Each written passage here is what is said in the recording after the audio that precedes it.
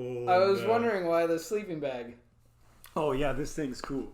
The sleeping bag is a nothing.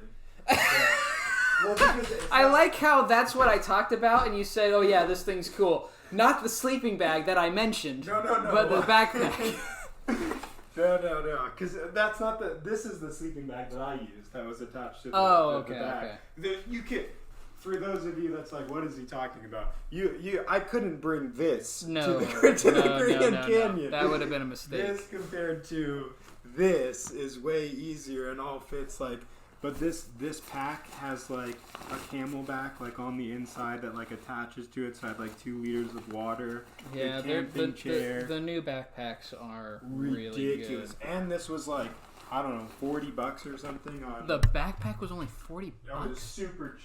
Like all this gear was probably like maybe $250, excluding the hiking shoes. The sleeping bag had to be the most expensive thing. The sleeping bag was like $20 yet again. I think the sleeping bag was Amazon.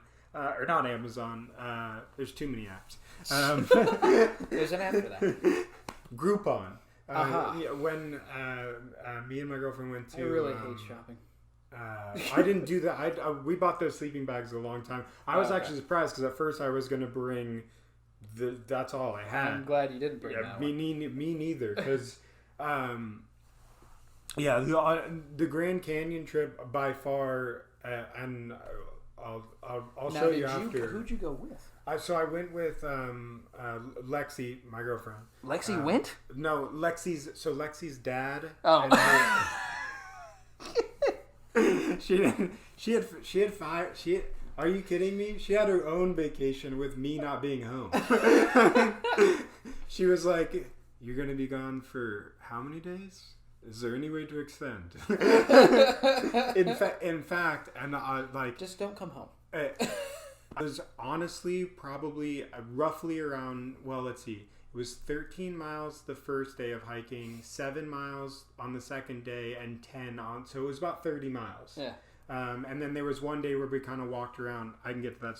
Took everything from me, and I would give it again.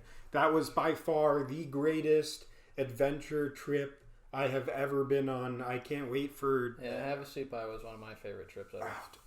Like, the most painful and excruciating I've ever been in, but the overwhelming sense of accomplishment. And by the way, do you want to say anything? I mean, I was as prepared as anybody could have been or should have been. I should have been way more prepared for sure. But yeah, considering you're an Eagle Scout like I am, yeah, you should have been. and unfortunately, that was kind of my crutch because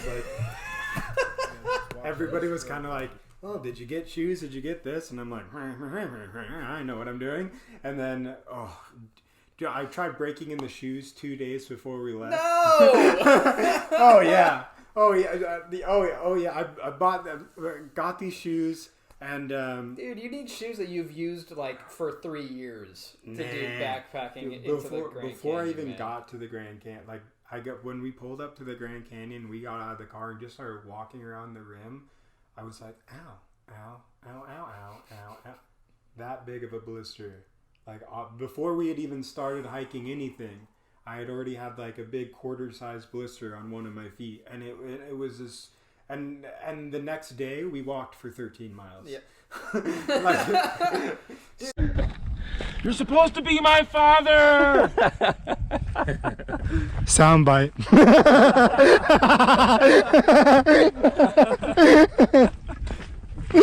I'm gonna show that to Lexi. You're supposed to be my. 100%. He didn't say anything. He didn't have to. That was the look in his face. During my smile on my GoPro, is that what you're doing? Yeah, just messing around. There's a little sign as we get through this tunnel. A sign? This is just the most fulfilling vacation that we take because we're actually doing something. Like, Yosemite was fun, the kayaking trip was really fun, but it's like visiting a place cool stuff.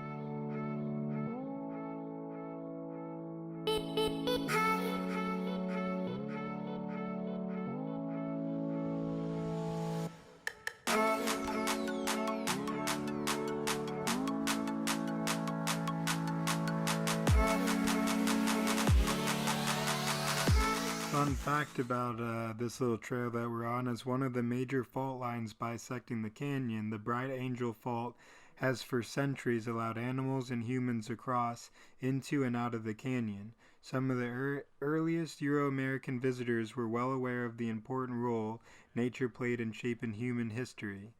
For example, George Wharton James stated at the turn of the 20th century, "Imagine what the descent of this great gorge would have been had not the processes of nature kindly broken up these precipitous walls into sloping taluses upon which the trails of pygmy man could be cut." The quiet of the canyon was one thing that really stood out.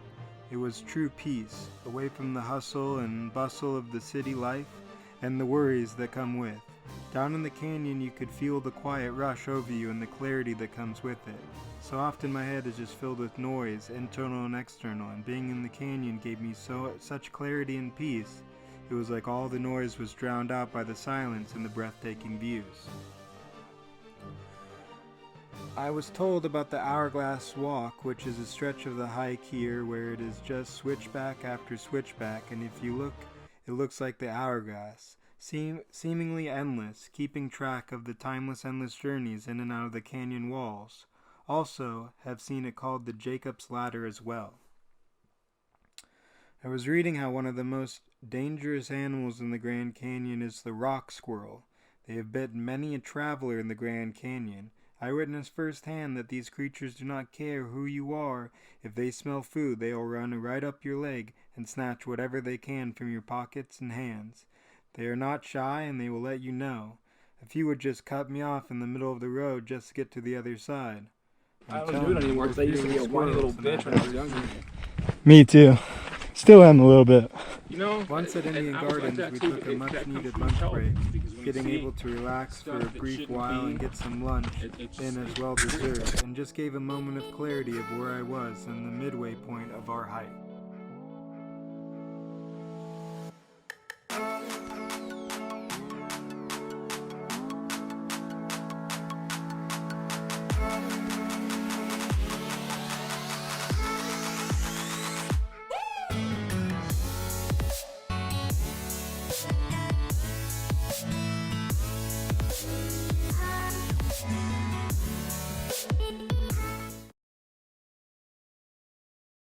We then ventured out another mile and a half out to Plateau Point, where you could get this gorgeous view of the canyon and the Colorado River.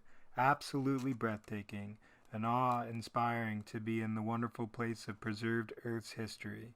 To see the canyon in its fullest and to experience that after the adventure to get here. I remember sitting overlooking the canyon, just taking a deep breath and closing my eyes and just trying to feel what was around me.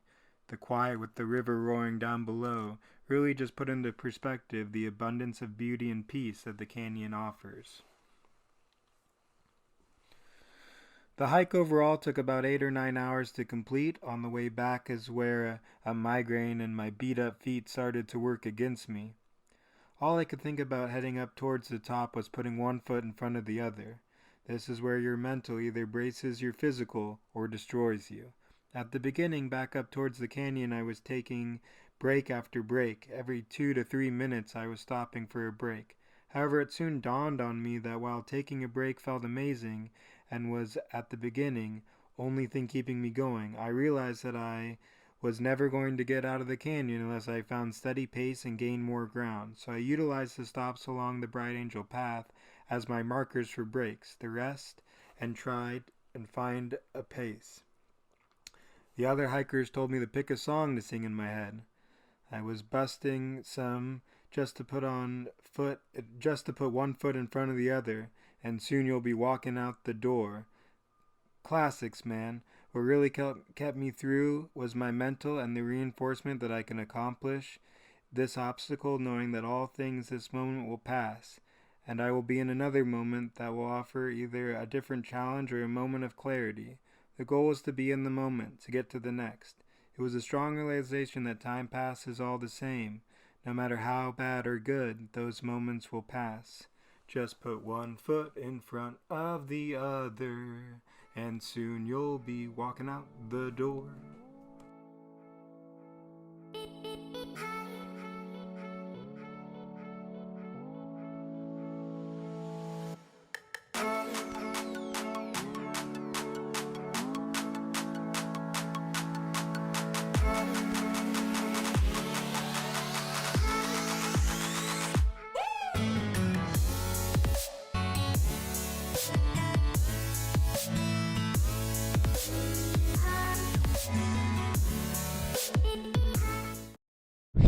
Yeah,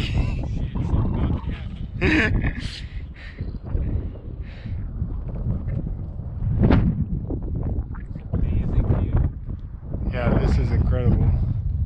You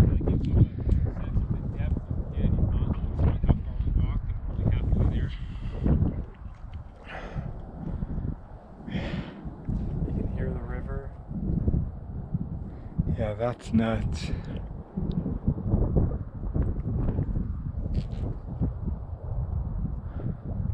Hello, Burb.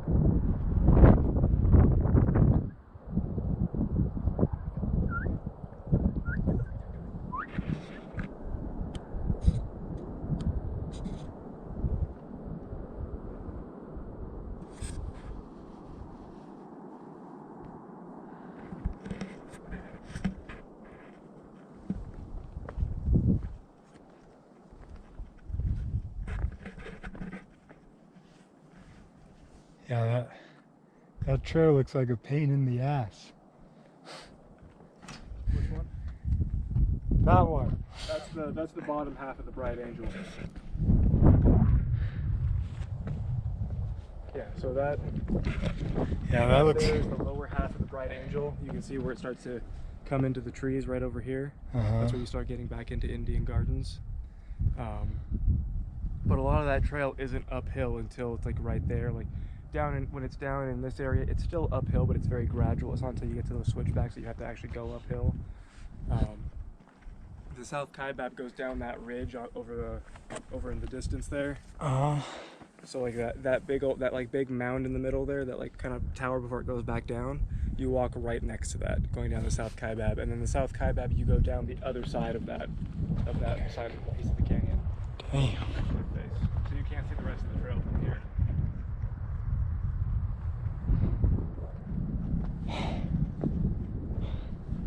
I still didn't think we'd be this high up. Yeah, careful getting too close to the edge, you know. I'm not going. Vertigo and start leaning over it. Whoa! Yeah, no thanks. That's super crazy.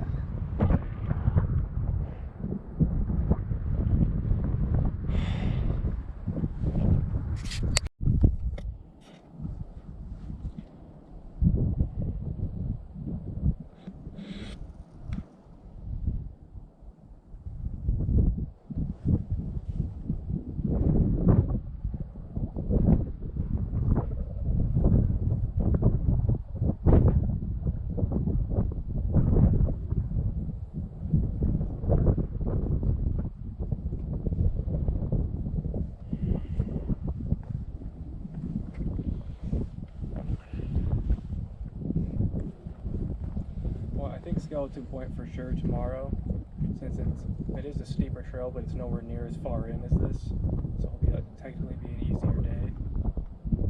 Anything past that, we'll have to see. Okay. How far is Skeleton? What to what? Up that ridge up there. Probably what, a couple miles down? 3 miles down from the top? Probably.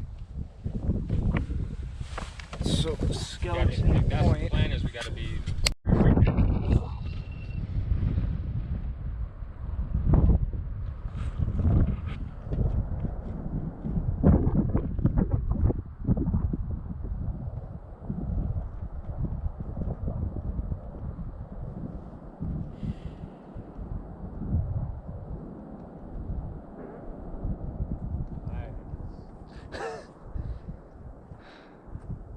What's the AQI on that? 1,000. 1,000.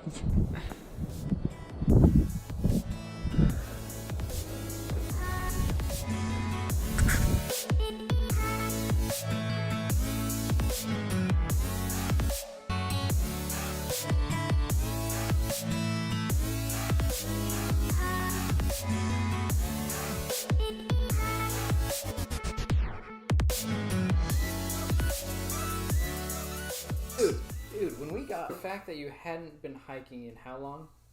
Well, okay, so I mean, I luckily, and I don't want to give any credit to the pandemic or anything, but luckily the pandemic forced me to kind of get back on a workout routine. Mm-hmm. One of the things that really I saw early on was like, I got to start exercising. I got to start taking vitamins. Like regardless of I still might get sick, but I need to start taking. It was a big wake up call. I was like, I need to start becoming way more healthier. Right. So I started working out a bunch and taking vitamins and trying to eat semi healthier and cut out some things out of my diet as much as I could. Or I'm not a big fan of cutting things out just as much as like not doing them as much. But so that was a huge help. And but then like when I really found out about the Grand Canyon, which was probably about a month and a half beforehand, I kicked in the high gear. I tried to work out as much as I can. But you need to like actually do some training hikes. Oh yeah, so I didn't really do training hikes. Would be a huge stretch of the imagination because what happened was I was working out, I was getting all the gear together, I was doing day-to-day stuff, whatever, and by the time the trip came I was like, oh snap, I haven't broken in these shoes, I haven't really gone on any like hikes. You know what you should have... It has voice commands. Oh god. So like I'm in the Grand Canyon going, GoPro, take a photo. We're like 2 miles in and this hiker's like, excuse me. he was like, hold on, are you taking photos? Are you talking to your camera? And I'm like, yeah, it's got voice commands. And he's like, oh. Because at first, like, you should have seen him looking at me when I'm like, GoPro, take a photo. GoPro, take a photo. He's like, this guy's lost his mind. How long have you been here? Do you need water? Are you okay? No, even like her dad too. Like, of course, like they caught on early on that they had voice activation and things like that, and because the whole time they're like, hey, if we need to stop and take photos, because I forget because I'm being her dad right now, in case you didn't know. Like, he kept saying like, hey, if you need to stop and take photos, feel free, because like unlike you, like we have 10,000 photos, like we don't like every 5 minutes it felt like, but then you would look up and you would just listen and like it would be immediately it would just tranquil. Be peaceful, yeah. And the most quiet you'd ever seen, and the most like, even though you're looking at the same thing, no movie, no television, nothing can compare. Yep. To that awe